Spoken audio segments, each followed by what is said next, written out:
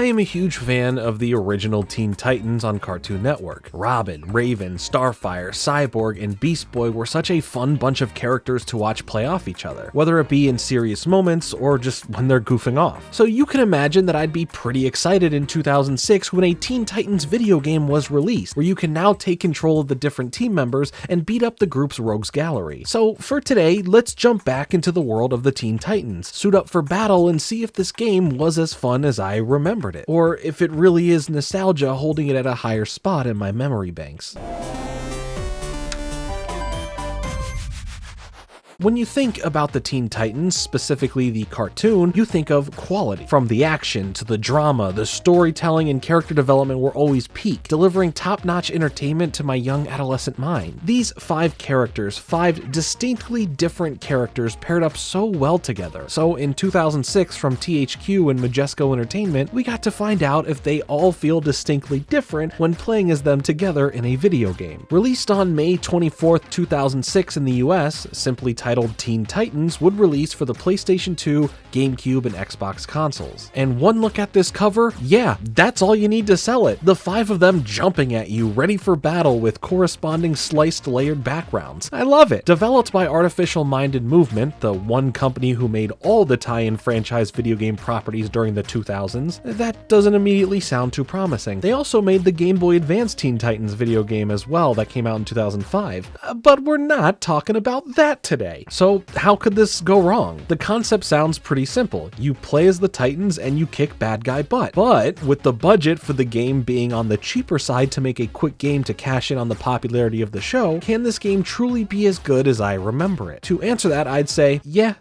kinda. It's really a mixed bag here, so I want to kind of break down the good and the bad of the game and ultimately decide if my nostalgia for this was warranted or better left kept in my mind. Let's first talk about the aesthetic of the game, as well as if it truly captures what makes the show so special and beloved. The first thing you'll notice is the full team's voice actors are the actual voice actors from the show, adding that nice level of authenticity to the dialogue within the cutscenes and throughout the battles. And speaking of that dialogue, the script feels ripped right out of an episode of the show. The characters all feel like they would have acted or spoke with one another, filling their conversations with jokes when it's appropriate to have some, being serious when they need to be serious, and never stepping too far in either direction. I appreciate this level of care when adapting a show into a video game, as even if everything else wasn't up to par to make a great game, a game can be held up a bit more because of the characters being so good. The story is par for the course as well, bringing in a mix of the wackier episodes from the show, but making sure to give some of the serious mixed in there as well. The Teen Titans crew are all chilling at their T-shaped base as they get a video game sent to them in the mail, this game advertising being all about them. So naturally, the 2 biggest gamers of the group, Cyborg and Beast Boy, set it up to play. But of course, they aren't going to play the game, they will be the game. The Teen Titans get pulled into the world of the game itself, having to figure out the reasons that they are there, who is behind this all, and find a way to,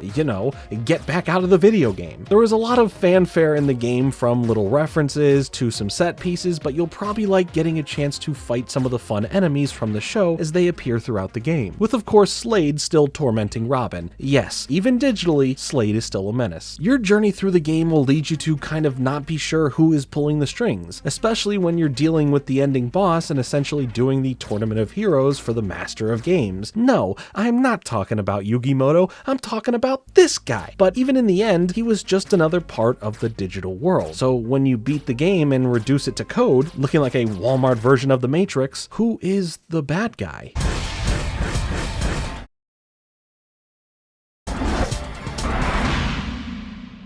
The crew are confused, and so are you, until the Titans then point their blames directly at you, the player behind the screen, as they break the 4th wall, saying it was you who has been controlling them and making them do your bidding, ending on Robin asking if they are free to leave the video game now, as Beast Boy points at the screen saying game over, and the game, well, it's over. It's a little silly, more anticlimactic than anything, but at least it felt on brand for the more wacky side of the Teen Titans. And I think as far as it being a joke, it does land, so I guess my only disappointment comes from personal expectations of something grander. But for what it is, it wasn't awful, nor was it long. The game will probably take you between 4 and 6 hours at the longest to breeze through, but doing so may feel just a tad bit tedious. The gameplay is a multi-character swapping beat-em-up, very reminiscent of other superhero-based games around the time like Marvel's Ultimate Alliance series, but the levels you traverse throughout the game aren't too memorable, and for sure fall into that bland category of,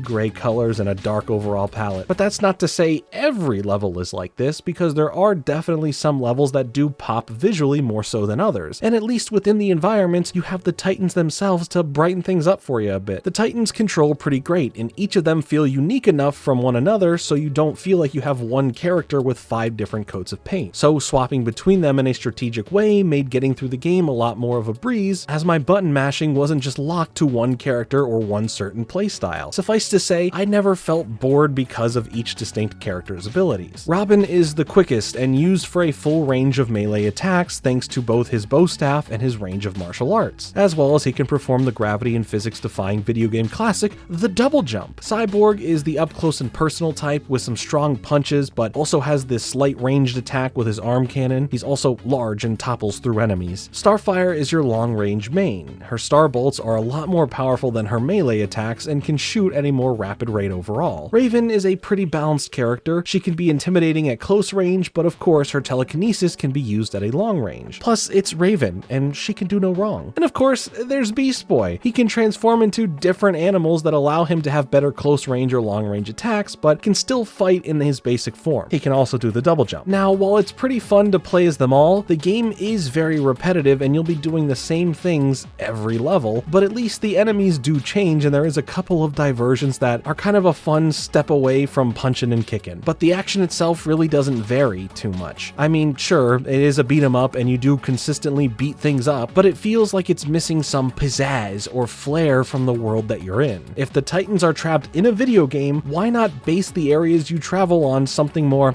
I don't know, interesting than the power plant? The game, however, does have one other fun mode though, the Tournament of Heroes mode that lets you and 3 other friends, if you even have any, choose from a pretty cool roster of heroes and villains to play as, against one another. Red X is there. That's pretty cool, but not as cool as the undisputed heartbreaker and side switcher, Terra. It's just a fun little add-on that gives the game a bit more value, and it's just cool to see and play as these other characters as well. All these fully designed movesets just for this mode. In the end, Teen Titans the video game has a lot of fun fanfare in it, but it is held back because of what it was. A more budgeted title meant to catch the eyes of fans to pick up because of that fact, with not a ton of substance or longevity, but it does get right a lot in terms of capturing the feeling of the Teen Titans, who they are, what makes the show so good, and playing as them feels pretty smooth. It's like having the innards of a 2002 Honda Civic and putting that inside the body of a brand new high-end sports car. While it looks cool and there is fun to be had, it ultimately is held back by the flaws underneath. I would say that it is fun for a revisit if you are a fan of the show, or you at one point in time played this game, but I just wouldn't expect anything too magical to come from that. So yeah, I am still nostalgic for it, but now after fulfilling that need, I think I am more nostalgic for the thought of it, if that makes sense. But what about you? Did you ever give this Teen Titans game a try? Let me know your thoughts down below. Thanks so much for watching. Make sure to hit the like button and subscribe with notifications on for more content like this. Click the join button to become a member and help support the channel. Follow me on Twitter and I'll be back with another video soon, but until then,